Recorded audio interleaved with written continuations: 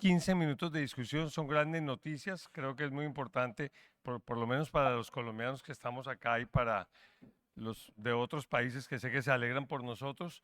Eh, Flor, por favor, doctora Muñoz. Sí. Flor, María Luisa, doctor Fernández, nos falta una silla más, dos sillas más.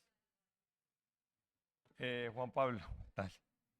Pero voy a aprovechar porque Mónica Pujadas, infectóloga pediatra de Uruguay que la presenté, no nos va a contar la historia de lo que ha pasado en Uruguay. Muy brevemente, Mónica, porque sé que tienes un vuelo y que estás haciendo un sacrificio que afecta tu gastritis. No, muchas gracias, Carlos, y muchas gracias por la posibilidad de estar acá con ustedes compartiendo, en especial al doctor Espinal y al doctor Becerra. Es un placer.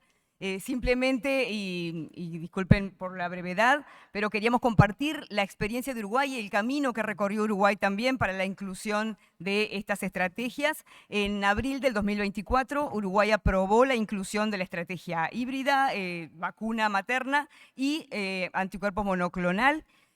Comenzó la implementación de la vacuna materna en agosto, en la primera campaña, que fue agosto y septiembre del 2024, y actualmente está todavía en curso la campaña de este año, de enero a septiembre, en esta segunda temporada. Y están próximamente las gestiones avanzadas para la inclusión del anticuerpo monoclonal. Y simplemente lo que queríamos transmitirlo y compartir, porque creo que, como bien señalaron todos acá, y estamos emocionados de poder contar con estrategias de prevención para el BRS, realmente el compartir las experiencias de los países nos ayuda a poder argumentar y hacer ese proceso de implementación.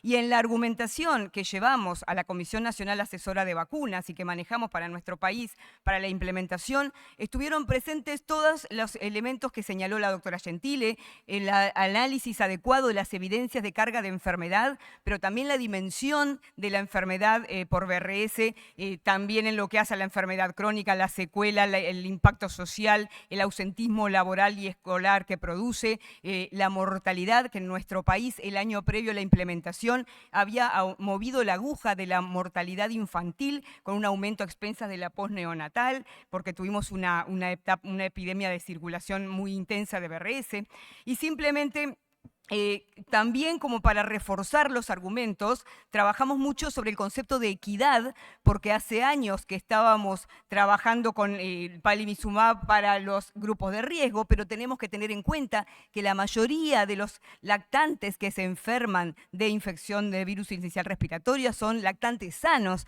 y entonces por eso defendemos y apoyamos la estrategia combinada, y que nunca puede ser sola la vacuna. Eso es lo que queremos transmitir y como experiencia para los países, y en breve tendremos datos. Por el momento nuestra población tenemos muy buenos datos de seguridad, prácticamente no hubo eventos adversos serios en la vacunación. Obviamente es muy temprano para medir exactamente efectividad, pero sí tenemos algún dato de impacto. En nuestro hospital, por ejemplo, el hospital público de referencia en el que trabajo, tenemos realmente una disminución significativa de lo que han sido los ingresos, tanto en cuidados moderados como en las unidades de cuidados intensivos en niños menores de 6 meses, y no tuvimos mortalidad en niños vacunados. Simplemente eso les quería compartir y poder trabajar entre todos entonces como región para poder avanzar, y felicito a Colombia, que nos acabamos de enterar entonces de esta noticia. Muchas gracias a todos. Mónica, como agradezco mucho lo sucinta que fuiste, pero como creo que tienes un minuto para llegar al aeropuerto todavía, solamente una cosa. Ustedes comenzaron, fue una campaña corta por el tiempo, ya comenzaron la otra. ¿Cómo va la inclusión de el monoclonal? ¿En qué progreso van? Y segundo, ustedes han sido líderes en neumococo y nos enseñaron neumococo por décadas a nosotros. Toda la década primera de este siglo fueron los líderes en Latinoamérica. ¿Cómo avisoras tú esas dos protecciones a la larga? todo ese tema que todos estamos esperando ver. Gracias, Carlos, por la pregunta. En primer lugar, Nirsevimab, inmediatamente de que se llevó a cabo la decisión de la Comisión Nacional Asesora, se comenzó la gestión por parte del Ministerio para su registro y pensando en la implementación. Acá en la sala está justamente el que era el director del Programa Ampliado de Inmunizaciones, el doctor Steven Tapia, en ese momento, en el momento de la toma de decisiones. Estábamos en una etapa de transición de gobierno, nosotros cambiamos de gobierno a partir digamos, del 1 de marzo de este año, y entonces el proceso, como siempre en las transiciones, viene todavía en gestiones, pero por lo que nos pudo transmitir la autoridad sanitaria, en breve se va a poder contar con Nirsevimab para la aplicación, eso es una buena noticia. Y en cuanto a también el análisis de cómo puede impactar el descenso de la infección por VRS, también en la infección neumocóxica, tenemos muy buenos datos también que hacen al vínculo entre la infección, la coinfección o el impacto que puede tener el descenso de la infección viral también para la infección neumocóxica, así que esperamos tener buenos datos. Y otro comentario chiquito es que dentro de los argumentos que también vertimos a la Comisión Asesora sobre el impacto del VRS está también el aumento de la resistencia antimicrobiana que vivimos también en Uruguay, a escala menor en pediatría, pero que la estamos viendo y que pudimos demostrar que en el grupo en que más aumentó esas infecciones por bacterias resistentes fue justamente en el grupo de niños que ingresaban a los CTIs pediátricos por infección por virus sincicial respiratorio. Así que creemos que también por ahí vamos a poder ver impacto. Muchas gracias. Muchas gracias. Dale, dale.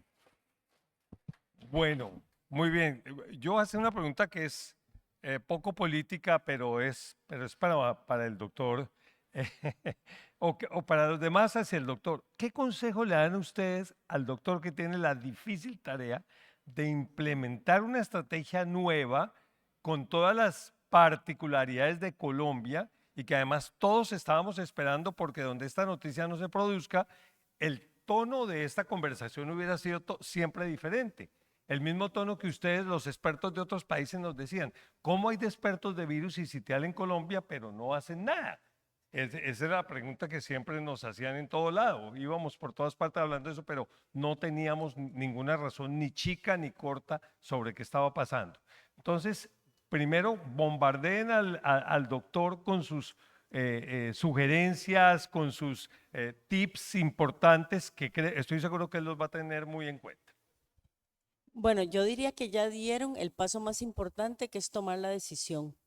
Ahora tienen que implementarla, evidentemente, y sobre todo darle un seguimiento para demostrarle al resto de Colombia el impacto positivo que esto tiene y que no sea una estrategia solo de Bogotá, sino de todo el país. Porque si no, en concordancia con lo que yo anteriormente comentaba, el tema de la equidad, el tema del impacto a largo plazo en una población tan grande como la de ustedes no se vería. Pero yo, más que darle un consejo, le diría que lo felicito por haber tomado ya la decisión y que es el primer paso. Ya lo dio, que es el más difícil. Sí. Muchas gracias. Quizá un comentario. Lo primero, sí, las felicitaciones por esta... Es una tremenda noticia.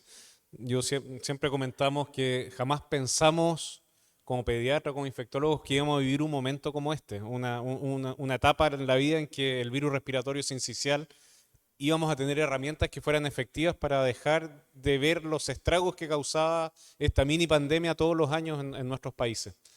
Ojalá que este sea así, es una gran noticia, pero que sea el inicio de un proceso nacional, porque como yo concuerdo plenamente con María Luisa, aquí la equidad es tremendamente importante. El desafío de las coberturas siempre, una cosa es tener el producto, pero otra cosa es que llegue a los niños, niñas o embarazadas, y para eso hay quizás harto aprendizaje aquí en Colombia, pero también en la región, y que los datos se tomen y se ocupen de buena manera. Ojalá esto, veía en la presentación del doctor, que también hubo una asociación con la academia, con la universidad, en la discusión del tomador de decisión. Yo creo que eso también es otra lección de que tenemos que trabajar lo más integrados posible con diferentes visiones y expertices distintas. Eso es lo que nos lleva finalmente probablemente a tener más éxito en estas decisiones. Y bueno, comparemos y veamos también los datos entre nuestros países para que podamos hacerlo cada vez mejor. Siempre va a ser importante empezar con alguna de las estrategias que exista y siendo ambicioso en el buen sentido de siempre ir por proteger a la mayor cantidad de niños y niñas frente a esta enfermedad. Flor, y antes de que tú intervengas, Flor Muñoz, y no voy a exagerar, probablemente es la experta más prominente en el mundo sobre vacunación en el embarazo. Probablemente creo que estarían de acuerdo. Así que, doctor Fernández, usted tiene al lado la persona que además lo ha hecho con influenza, con TDAP, con todo esto.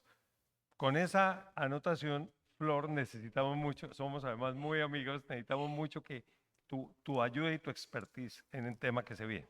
Gracias, Carlos, y gracias por la oportunidad de estar aquí con ustedes hoy. La verdad es de que yo tengo un par de puntos que quiero recalcar hablando sobre este tema tan especial para mí también. Uno es que el virus respiratorio sincitial es global, es un problema global. Y es cierto que hay un problema más agudo en ciertos sitios, ¿verdad? En las áreas de tal vez de menos recursos, en las áreas rurales que tenemos que alcanzar, porque sabemos, como se mencionó durante las presentaciones, que ahí es donde ocurre muchísimo de la morbimortalidad. Segundo punto, lo han recalcado también mis colegas, al fin tenemos una opción que es accesible, que es disponible para todos los niños, y esto es único en lo que es realmente las intervenciones disponibles hasta el momento para virus respiratorio sincitial. Entonces, yo lo que quiero decirles es de que es muy impresionante ver lo que está pasando aquí en Colombia, en Chile, en Costa Rica, en Argentina, en toda Latinoamérica, en el sentido de que se ha hecho en una forma muy proactiva e intencional la implementación, la introducción y la implementación de estos nuevos productos monoclonales y la vacunación materna. Y que me parece que es una inversión, no solo desde el punto de vista económico, como nos decía Juan Pablo, y los costos, efectividad y beneficio que tiene, sino que es una inversión a largo plazo para nuestras poblaciones de niños y para la salud infantil, sobre todo en los primeros meses de vida, ¿verdad?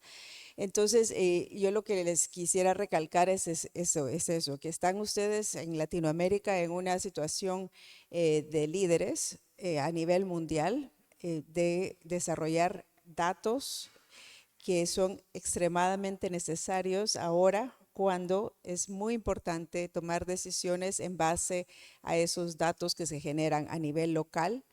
Es importante invertir en no solo la implementación y a que se llegue al acceso de estas intervenciones a todos los que las necesitan, sino que también en los aspectos de seguridad, porque es muy, muy importante seguridad e impacto, como lo hemos visto ya en Argentina, en Chile, en España, en otros lugares, que ustedes vayan contribuyendo, y de acuerdo 100% contigo, Juan Pablo, comparar los datos que vayan saliendo de la región, porque hay muchas similitudes, también se puede aprender entre todos cuáles son los retos, cuáles hay algunas particularidades que se pueden enfrentar si se trabaja en conjunto, y sobre todo que a largo plazo, y les estoy hablando tal vez en 5 o 10 años, no muy, muy largo plazo, el reto más grande es mantener esas coberturas, mantener esa seguridad y tener en la mente abierta para poder tener también implementación que es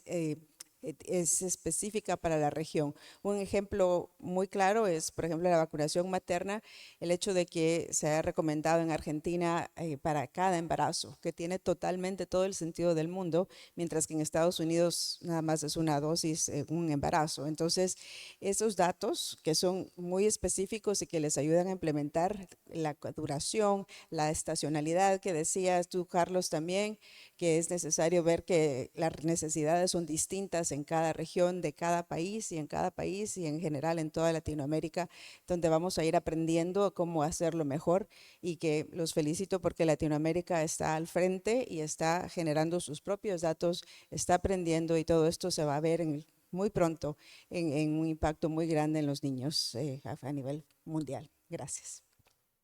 doctor Fernández un minuto para que termine y les aviso una vez, el doctor Espinal, amo y señor de este congreso, digo que no hay café, que seguimos acá para la próxima sesión. No, no me hiciste una pregunta a mí porque... No, a usted todo el mundo lo va a entrevistar ahora, entonces ahora le tengo que contestar. O contarnos, vigilancia, Sí, hay una capacidad que se ha perdido en el Ministerio de Salud que es la capacidad que teníamos de evaluar con evidencia del mundo real el impacto de las intervenciones. Durante COVID-19, el ministerio fue capaz de evaluar la efectividad de todas las vacunas que hicieron parte del portafolio de Colombia, que fue un portafolio diversificado y que así como en Chile se publicó en una de las revistas Lancet. Creo que es una deuda que tenemos para generar confianza. Esperemos que eso ocurra a nivel nacional.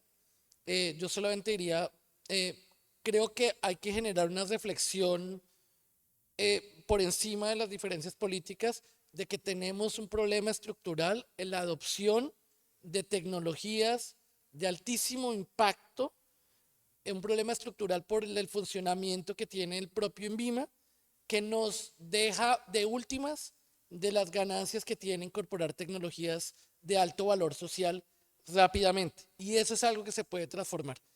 Parte de eso es tener evaluación concurrente.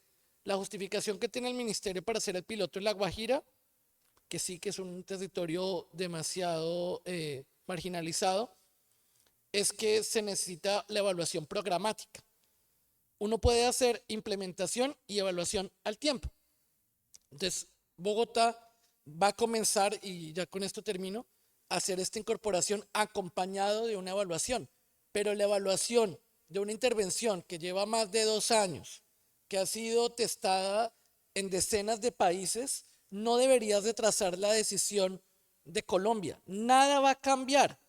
Podríamos comenzar a hacerlo ya y esperamos que la decisión de Bogotá jalone la incorporación nacional. Por lo pronto nosotros haremos una evaluación programática, una evaluación post-implementación y un estudio de impacto y probablemente un estudio de casos y controles test negativo para evaluar la efectividad y aportar la evidencia. Repito, Bogotá tiene 8 millones de habitantes, más que Uruguay, más que Salvador, más que Paraguay, y la evidencia que generemos creo que va a ser relevante. Esperemos que esto se extienda a todo el territorio nacional y también estamos muy contentos y de nuevo pedirle a las sociedades científicas que nos acompañen en estas semanas de preparación. Muy importante también los obstetras, necesitamos su apoyo mayor para que el próximo año comencemos lo más temprano posible con firmeza. Muchas gracias. Bueno, muchas gracias.